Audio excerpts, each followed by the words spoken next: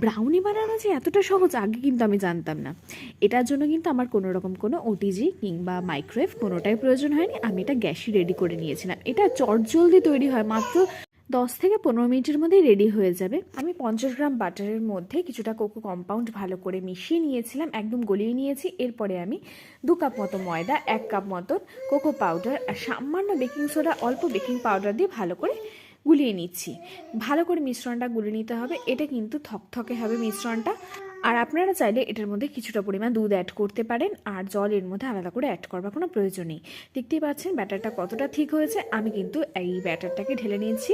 Cake টিনের মধ্যে আগে থেকে কিন্তু আমার তেল ব্রাশ করা ছিল, আপনারা চাইলে বাটার ব্রাশ করে নিতে পারেন। আর একটা পেপার ছিল, সেই পেপারটা দিয়ে নিয়েছি।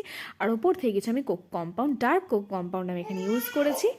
যেহেতু এটা ব্রাউনিতে আমার মন পছন্দ মতো আমি বেশি করে ডার্ক কোক কম্পাউন্ড আমি ইউজ করেছিলাম এখানে।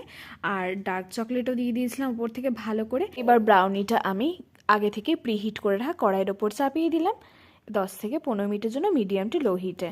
ব্রাউনি বানানো যে এতটা সহজ আগে কিন্তু আমি জানতাম না। এটার জন্য কিন্তু আমার কোনো রকম কোনো ওটিজি কিংবা মাইক্রোওয়েভ কোনোটাই প্রয়োজন হয়নি। আমি এটা গ্যাসই রেডি করে নিয়েছিলাম। এটা চটজলদি তৈরি হয়, মাত্র 10 থেকে 15 মিনিটের মধ্যেই রেডি হয়ে যাবে। আমি 50 গ্রাম বাটারের মধ্যে কিছুটা কোকো কম্পাউন্ড ভালো করে মিশিয়ে নিয়েছিলাম, একদম গলিয়ে নিয়েছি। এরপরে আমি 2 কাপ মতো ময়দা, 1 কাপ মতো কোকো পাউডার আর সামান্য বেকিং সোডা, অল্প বেকিং পাউডার দিয়ে ভালো করে গুলিয়ে নিচ্ছি। ভালো করে মিশ্রণটা গুলিয়ে নিতে হবে। এটা কিন্তু থকথকে হবে মিশ্রণটা।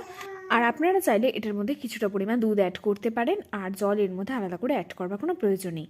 দেখতেই পাচ্ছেন ব্যাটারটা কতটা ঠিক হয়েছে। আমি কিন্তু এই ব্যাটারটাকে ঢেলে নিয়েছি।